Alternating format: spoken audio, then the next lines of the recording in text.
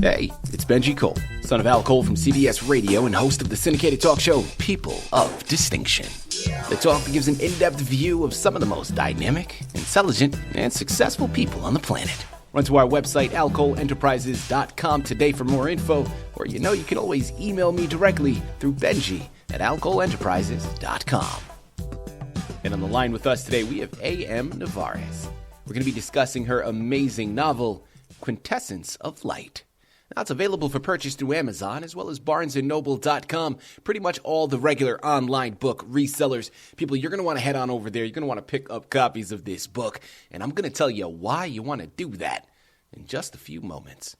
Before we go any further, though, I want to take this opportunity and point out that Ann was brought to our network, People of Distinction, today by one of the best advertisers in the business. And people, you already know I'm talking about Orion Press Books. So listen to me. If you're a writer out there who has gone through their process, spending some sleepless nights at times, creating your masterpiece, although now you've done it. You've gotten to the end of the road. You have it there within reach. Although now you need help moving the book you just developed. Well, if that's you, head on over to orionpressbooks.com and gather all of the ways that their fantastic team is going to help you do that. I'm telling you, they're one of the best in the business to do it. And this is exactly what they specialize in. So one more time, that's orionpressbooks.com to gather all of the ways that their fantastic team is going to help move all of your creative endeavors. And listen, people, a moment ago I promised you that you're going to want to head on over to Amazon and purchase copies because this book, Quintessence of Light, the best thing I can say for you is strap in, okay? You are set upon a wonderful journey that you're going to be taking. And get this, this is not the only book in store. Now, it's the only book at this particular moment. But when I tell you that Anne is the absolute embodiment of a person of distinction, I mean it. She has put in some work, people, okay? There are 5 other books in this series. Now, those other 5 books are still in creation, so you can't pick it up just yet.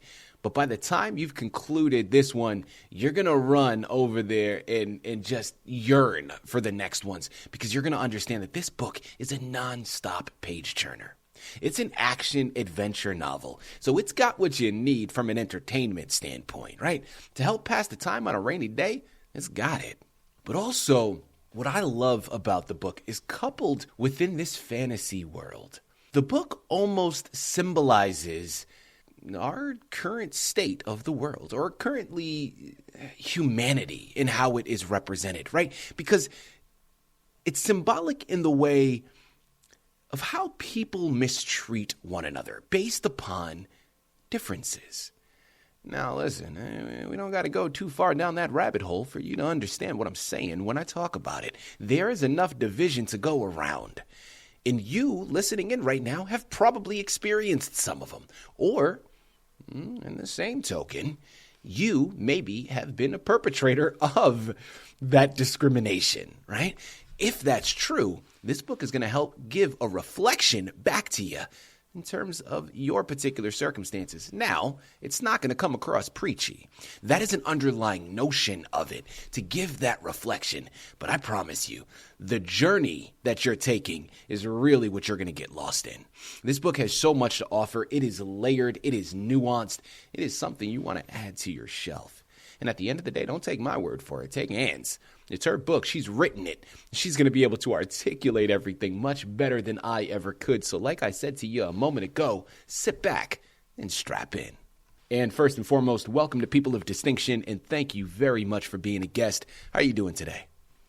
I'm doing wonderful, and thank you for that lovely introduction. Well, I'm excited to be here. Well, Ann, listen, the pleasure is all ours, okay? And I know you thanked me for my intro. Well, I'm going to pass that right back to you, okay? We're playing tennis now. We're passing it back and forth because here's the thing. I followed your lead. You laid down this wonderful roadmap that was simple enough for me to follow, and I meant every single word because what you've done here is balanced beautifully. This adventure novel that people can just get lost in for entertainment, but also has that underlying foundation that is steeped in reality that, if for those readers who choose to read between the lines and dive down that rabbit hole can find those stark contrasts. So you started it, and I'm just following through, but it is a true pleasure, and we really are delighted to have you here with us.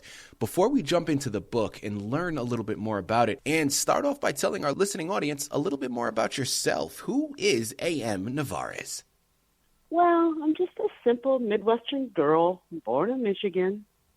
Moved out to California after graduating Michigan State University and, just worked my way through life, got into teaching, loved working with kids. But I've always been this creative fantasy writer buff. And so even, from the first moment when I started writing, I've been writing stories. But it took a catalyst to get me to actually have the confidence to actually get my novel published. Yeah. Yeah. And then once I got rolling, it was nonstop. Because new ideas came up, and I just was feeding on these new ideas to create more interesting characters, and it's on a roll. Mm-hmm. So it's a very intriguing process. We all know that. So. Yeah. Well, Anne, listen, after an answer like that, I can't see myself going anywhere else. I have to inquire further. You talked about this catalyst that really jump-started everything. Well, let's begin there. What was that catalyst that helped jumpstart and begin this journey of completing the first novel and then the others after, which will be published soon? Talk to us a little bit more about that. Well, basically, I had a stroke and didn't know it. Wow. I had a stroke and didn't know it, and I had a series of mini strokes some years after.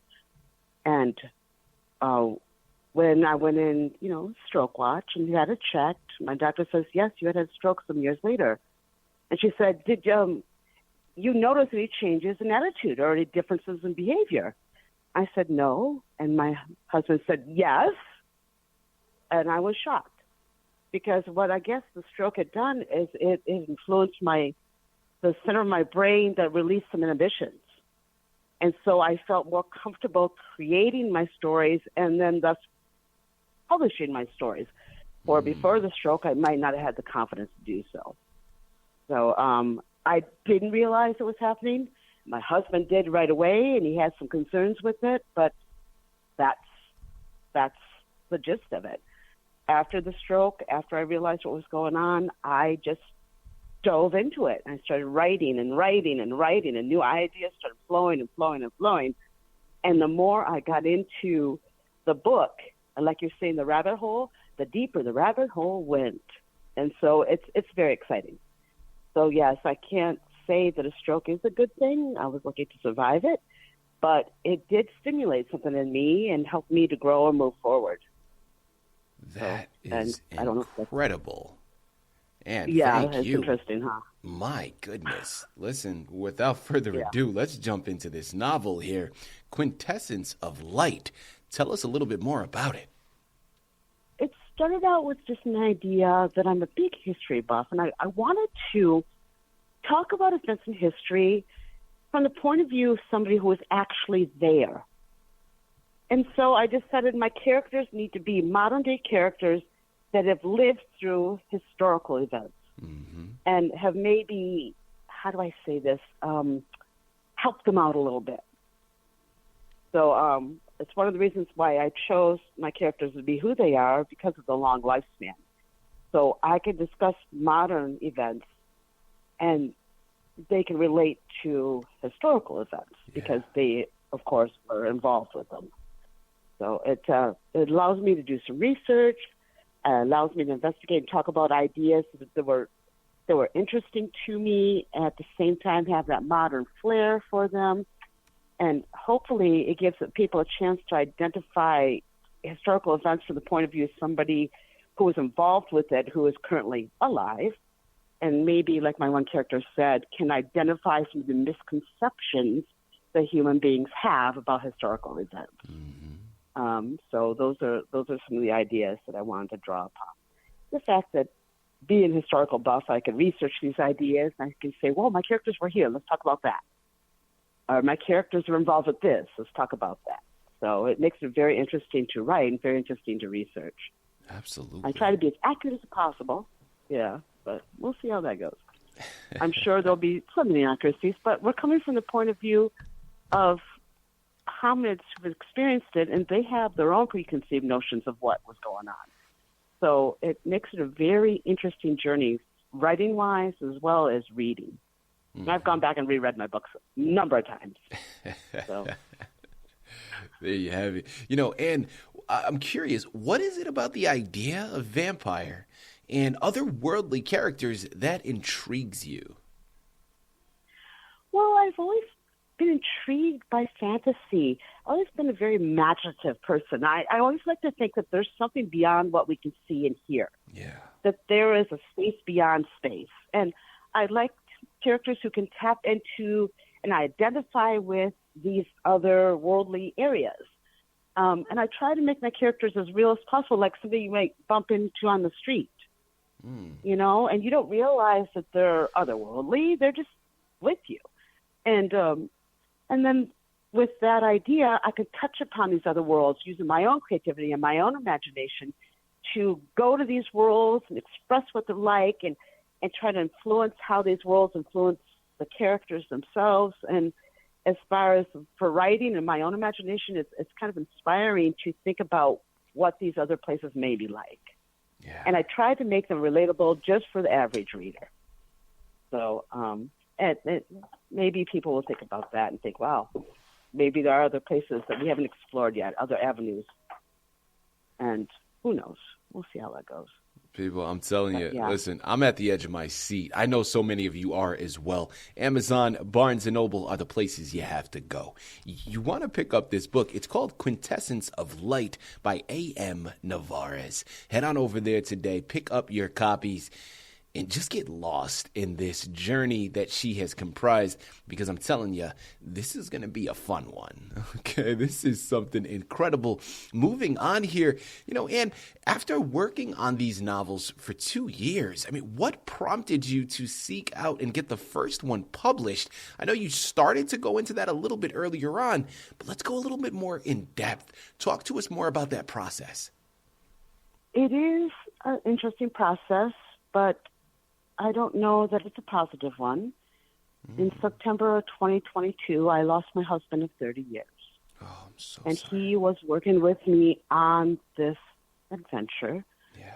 And I just decided after that good, bad, or ugly, I promised him I'd get it published. Yeah. I promised them I'd put it out there. We worked on it together. And so it was something I needed to do. And just the response I'm getting from my family and my friends and the publishers, and it's just been very dynamic for me. It's been very cathartic. So just the fact that my books are out there that my husband and I worked on together, and it makes him feel like he's very much a part of this journey with me, even though he's no longer here. Absolutely. Yeah, it's very interesting. And as a matter of fact, my 6th book, he's actually in it. So, of course, I changed the names to, but he's actually in the 6th book. So it's just a way of, getting out some of these ideas and fears and worries and trying to purge yourself of them to move forward after a loss. And it's been very helpful for me, very helpful. And you touched up on something that I think is a great point to go into. Now, you're talking about it specific to your circumstances and your personal hardships with, of course, the passing of your husband, which my sincerest, condolences and apologies for that, right? That's never an easy thing. I don't care whether it was expected, whether it wasn't. I've lost family members myself, and the passing of someone that is that close to you is never an easy thing to swallow. So, again, Correct. My sincerest condolences there. But you were talking about working through certain things, right? And facing certain fears. Well, my follow-up question, Anne, is really a broad one, but offering tips for new writers out there listening in. Something that is not limited to writing, right? And this is something across the board that artists can relate to. But Anne, there is something about the moment you hit print The moment you hit send, the moment those curtains rise and it is performance time, there is a vulnerability that is undoubtedly going to come across with sharing your artwork with the world, because now you leave yourself potentially susceptible to negative criticism. Well, I want to hear it from you. And how do you battle that vulnerability and continue to maintain strength and push forward through it? Well, I'm not one to really take criticism very well, I will admit. But I feel that these stories, they've been in me for so long, they need to be told. And if there's one person out there who appreciates the words I put down in print, then I've done my job. All right? If one person can relate to my characters, can identify with them, maybe inspired by them, I've done my job. Yeah. You know, as a teacher, I feel that, you know, you can't reach everybody and you can't be afraid to try. So, you know, like I said, good, bad, or ugly, my novel, Quintessence of Light, is out there, ready for you guys to read and ready for you to explore. It's the first one that I've ever written. It's actually one of 5, with the 6th one in the make.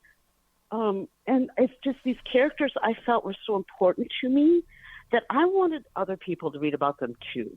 The idea that once you've created these characters from your mind, they're there. You know, they're there in the universe. They're there for everybody to experience. So that's one of the reasons that I keep going forward with it. You're probably not going to get the best reception that you want. You know, not everybody's going to love it, but somebody will. Yeah. Somebody will appreciate it, and you will have touched somebody, and that makes the whole journey worth it, in my opinion. And if that inspires another young person or a middle-aged person, in my case, to take up the pen and decide to write something and get the courage to actually get it published and out there, then that's all the better too. You know, creativity is not limited. Yeah, absolutely. You know, and I think that's great. Yeah. Like, those are inspirational words for anyone, artist or not. Because listen, at the end of the day, people, listen, not everybody is your audience. Not everybody is meant to be the follower of whatever it is that you're doing. And that's okay. There's nothing wrong with that. Because like she said, listen, if there's one person that latches on to what she's saying, that's a success.